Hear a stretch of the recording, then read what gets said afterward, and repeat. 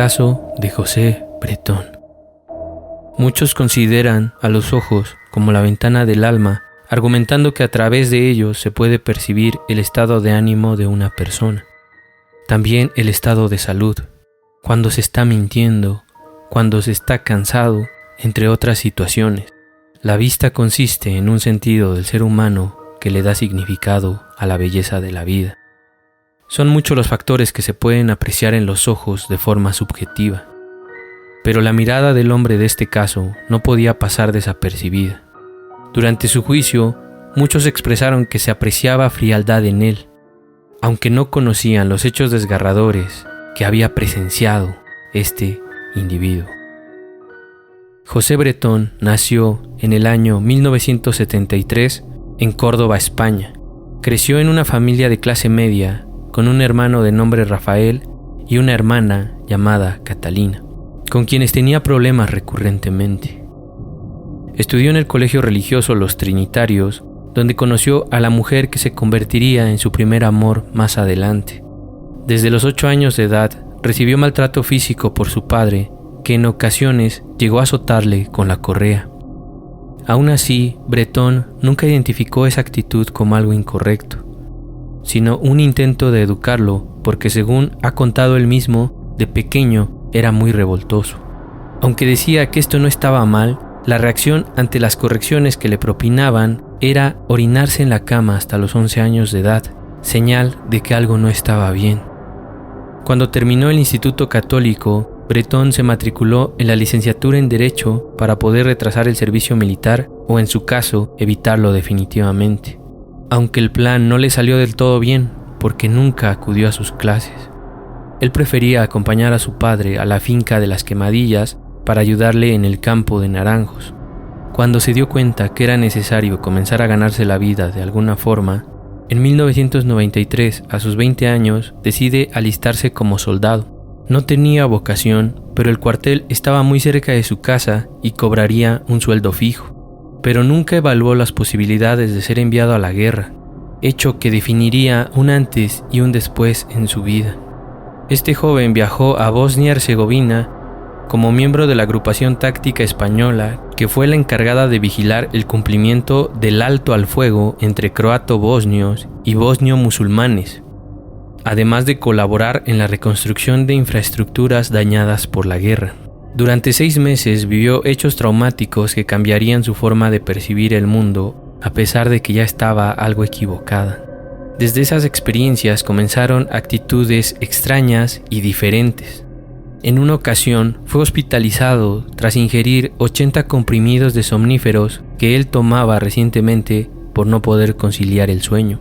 Como si esto fuera poco, volvió a intentar quitarse la vida, dejando abiertos 2 tanques de gas, comentando que lo hizo porque su novia de entonces no lo valoraba, siendo esto una actitud de capricho total. Ello derivó en la ruptura de la relación, hecho que le afectaría tanto que buscó ayuda profesional acudiendo con un psicólogo.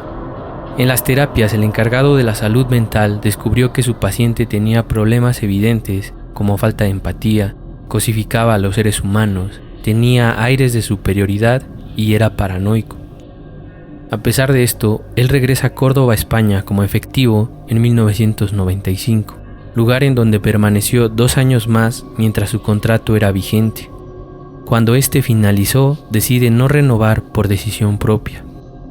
Es en este momento que decide trabajar como conductor de autobuses de una empresa privada, siendo así la forma en la que conoce a Ruth Ortiz Ramos, una joven estudiante de veterinaria, quien con un flechazo auguraba un nuevo comienzo en la vida del cordobés. Durante 4 años antes de casarse, estuvieron conociéndose. Ruth escuchó muy buenas referencias de su enamorado. Todos sus familiares y algunos amigos coincidían en que era un hombre trabajador, paciente, tranquilo, inteligente. Atribuciones que fueron del agrado de la mujer, quien decidiría dar el siguiente paso con su novio. Casándose en el año 2002, asentaron su lugar de residencia en Córdoba hasta el 2007, para a partir de esa fecha mudarse a vivir a Huelva, de donde era originaria la mujer. Fruto de este matrimonio procrearían a su primera hija, Ruth Bretón Ortiz, cuyo nacimiento tuvo lugar el 2 de octubre de 2005, siendo algo agradable para José. Pero en su segundo embarazo, Ruth notaría una actitud extraña por parte de su esposo, cuando al ver el ultrasonido y enterarse de que era un niño, se indignó diciendo que prefería tener otra hija porque consideraba a los varones como revoltosos. A pesar de la situación, la pareja recibiría al mundo al pequeño José Bretón Ortiz el 10 de septiembre de 2009. Aunque habían consolidado el matrimonio con 2 hijos, José no hizo a un lado sus comportamientos exagerados. No soportaba viajar en autobús a pesar de en algún momento haber sido conductor. Él decía que no debía tocar los pasamanos porque estaban muy contaminados. No se sentaba en bancos públicos, le daban asco, pero si en alguna ocasión lo hacía, colocaba el paño del que nunca se separaba y con el que limpiaba perillas de puertas, interruptores de ascensor y todo aquello que no tenía más remedio que tocar. Pero si estaba en sus posibilidades, no tocaba nada. Posteriormente, a perder su trabajo, dejó de salir a la calle, haciéndose cargo de las labores de la casa. Su último empleo fue como conductor de ambulancias en una residencia de ancianos en Huelva. Aunado a lo anterior, sus hijos sabían que lo primero que tenían que hacer al llegar a casa era lavarse las manos. Pero algo contradictorio para un niño era que José los obligaba a permanecer en silencio en todo momento. No debían hacer ruido mientras comían, odiaba el ruido al masticar, llegando al grado de colocarse tapones en los oídos cuando se sentaba a la mesa con su familia. Le molestaba cuando tosían, y todos tenían prohibido sonarse la nariz. Poco a poco fue sometiendo a su mujer a una especie de maltrato. Con astucia consiguió anularla y minimizar su voluntad. La separó de su familia, de sus amigos, y la convirtió en un ser bajo su control. Este hombre escribió en su diario que estaba seguro que su esposa le era infiel. Ruth no tuvo otra opción que acudir al Instituto Andaluz de la Mujer, donde le asignaron terapias psicológicas. La especialista le hizo ver que lo que ella veía normal era inaceptable. Por esa razón, y por estar cansada de la paranoia de su esposo, decidió divorciarse. Bretón no lo podía creer, no estaba dispuesto a perderlo todo. Por ello se esforzó por recobrar el amor de Ruth. Tomó la decisión de asistir con el psiquiatra, quien le recetaría Orfidal y Motivan como tratamiento del estrés postraumático que presentaba, a consecuencia de lo vivido en la guerra. Después de ello, le escribió una carta a Ruth prometiéndole cambiar y le envió por primera vez rosas. En un inicio, la mujer aceptaría esperar a ver el cambio de su esposo, el cual nunca llegó a pesar de estar tratado. Por ello, determinó continuar con el divorcio respectivo el 15 de septiembre de 2011. Ruth tenía un trabajo estable en la ciudad donde vivían y por recomendación de su abogada llegó a un acuerdo con Bretón para que él abandonara el domicilio conyugal. Para esas fechas, Bretón aún no trabajaba, por lo cual no tenía problemas de regresarse a Córdoba. De esta forma, mediante convenio verbal, sus hijos lo visitarían los fines de semana y su madre los cuidaría de lunes a viernes. Siendo el segundo fin de semana que los niños visitaban a José Bretón, primero pasarían un tiempo con sus abuelos para después dirigirse a la casa de su tía Catalina. Es en ese momento que su padre se ocupa en llevar la gasolina que compró en la localidad de su exesposa hasta la finca familiar Las Quemadillas, ubicada a las afueras de Córdoba. Él les hace la propuesta a sus 2 hermanos de acudir al día siguiente al parque La Ciudad de los Niños, en la capital. Ya se había programado para llevarlos, pero ninguno de los 2 aceptó, razón por la cual el hombre de 38 años decidió llevar a sus hijos solo, pero nadie esperaba los hechos trágicos que sucederían. En la mañana del 8 de octubre de 2011, José Bretón estuvo un rato en la casa de su hermana para posteriormente visitar a sus padres alrededor de la 1 de la tarde, comentándole a su mamá que iba a una comida con unos amigos ese mismo día. Pasó un largo periodo de tiempo que no supieron nada de él. Entonces, aproximadamente a las 6 p.m., se puso en contacto vía mensaje de texto con su hermano Rafael para confirmarle que sí había llevado a sus hijos al parque La Ciudad de los Niños. Después hace lo mismo con su madre. A las 6:20 le marca a su hermano para darle la perturbadora noticia de que sus hijos habían desaparecido. también le habla a su cuñado para que le pudieran ayudar a buscarlos. Y después, por fin contactar a la policía, a pesar de que era lo primero que debía hacer. La llamada fue la siguiente. Emergencias 112 Andalucía, dígame. Sí, mira, estoy en Córdoba capital, quería denunciar que no encuentro a mi hijo, uno de 2 años y otro de 6, aquí en el parque que hay enfrente de la ciudad de los niños. ¿Qué ocurre con los menores? Que no los encuentro. Que los ha perdido, ¿de acuerdo? Es usted el padre, ¿no? Exactamente. De acuerdo, mire, le voy a tomar nota, tranquilícese, vamos a ver, ¿en qué provincia se encuentra? Me dijo aquí en Córdoba. ¿Córdoba capital o algún pueblo? No, en Córdoba capital. Córdoba capital, de acuerdo. ¿En qué calle viven ellos? Es que estamos en Huelva, no hemos venido para aquí el fin de semana en Córdoba. Pero, de acuerdo, que viven en Huelva, ¿no? Con domicilio en Huelva. ¿Están ahora en casa de unos amigos, en un hotel? En casa de mi padre, que hemos venido a pasar el fin de semana. Bien, escuche, ¿cómo se llama la calle donde se hospedan los menores ahora? La casa de sus padres, entonces, de los abuelos. Don Carlos Romero, número 8. Juan Carlos... Don Carlos Romero. Vamos a ver, Don Carlos Romero, número 8, ¿no? ¿Es un piso o una casa? Es una casa. Una casa. ¿Esta calle pertenece a qué barriada o zona dentro de Córdoba capital? Pero que los niños no se han perdido ahí. Ya lo sé, señor, pero necesito un domicilio. Tranquilícese que terminamos antes. Pues ahora ya media hora que no los tengo localizados. Media hora, ¿no? ¿Cuándo lo subió la última vez? ¿En el parque? Sí, claro, sí, vamos al parque de la ciudad de los niños y hemos atravesado el parque. Por esta razón, la autoridad llega al lugar para notar una actitud irracional en una persona que acaba de perder a sus hijos. Cuando comenzaron la búsqueda, el hombre solo se quedaba parado, no ayudaba, no se le veía preocupado o asustado por la situación. A pesar de ello, los policías siguieron indagando el lugar mientras cuestionaban a Bretón para poder obtener más datos. Es en ese momento que él se equivoca constantemente en sus versiones. En un inicio dijo que antes había ido a comer con unos amigos, para después desmentirse que primero habían visitado la finca Las Quemadillas. Otra actitud extraña fue que denunció a su esposa por la desaparición de sus hijos. La autoridad se puso en contacto con el hermano de Ruth para darle esta información. Con lo que él había confesado, se lleva a cabo la revisión de la finca familiar, cuando de repente los peritos descubrieron los restos de una hoguera, situación que no le tomaron mucha importancia, aunque había un escritorio de metal elaborado por el mismo padre de los niños desaparecidos. No le quedó otra opción a José que comentarles que ahí se había deshecho de todos los recuerdos que tenía de su matrimonio con Ruth Ortiz. Entre las cenizas ennegrecidas hallaron lo que parecían ser huesos pequeños. Los primeros análisis de la antropóloga forense de la Policía Científica, Josefina Lamas, concluyeron que eran restos animales de roedores y de un perro. Sin éxito, la autoridad continuó la búsqueda, encontrándose con situaciones extrañas, como la gran cantidad de juguetes, algunos todavía sin abrir, y de fotografías de los pequeños que había por toda esa casa. Ruth comenzó a dudar de la versión de su esposo, después de que mediante llamada por teléfono, éste le indicara: «Me ha tocado perder a los niños, ¿qué se le va a hacer?».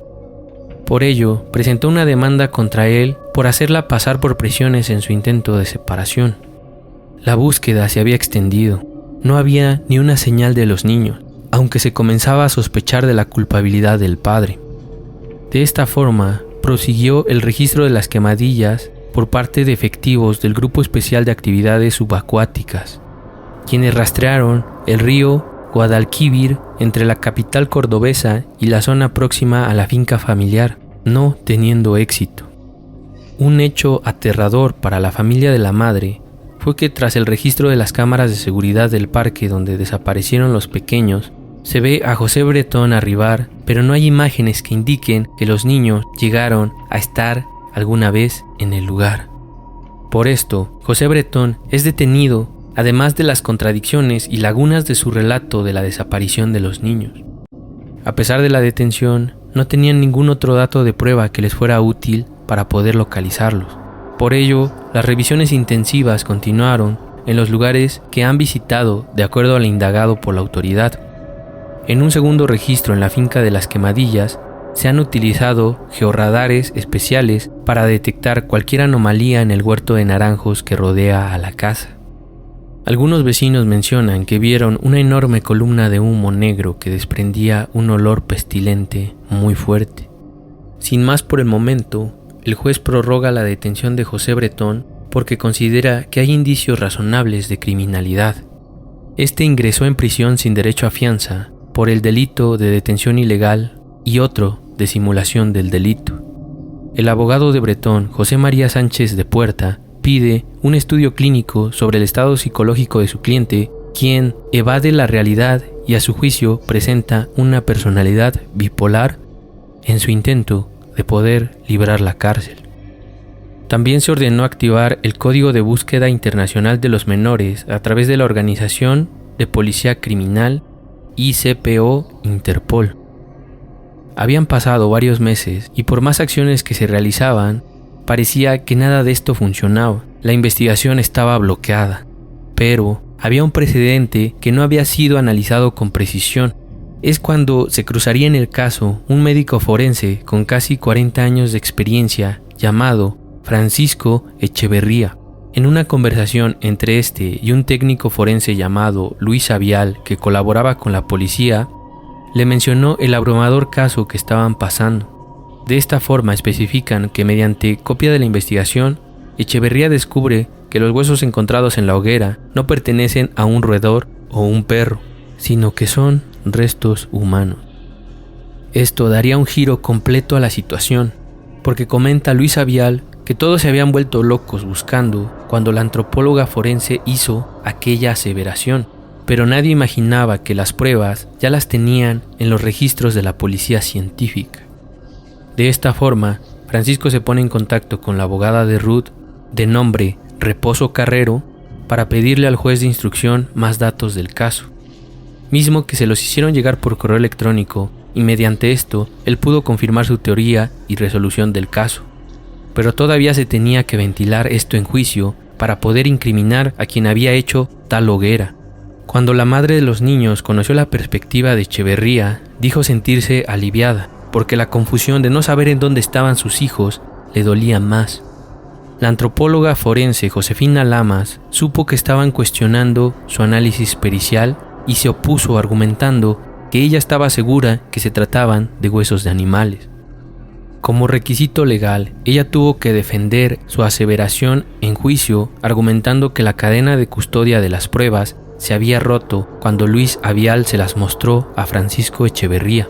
Esto hizo resonar una versión que aseguraba que la plática la habían llevado a cabo en un bar mientras ellos bebían y presentaban las pruebas en ese sitio, algo que es completamente ilegal.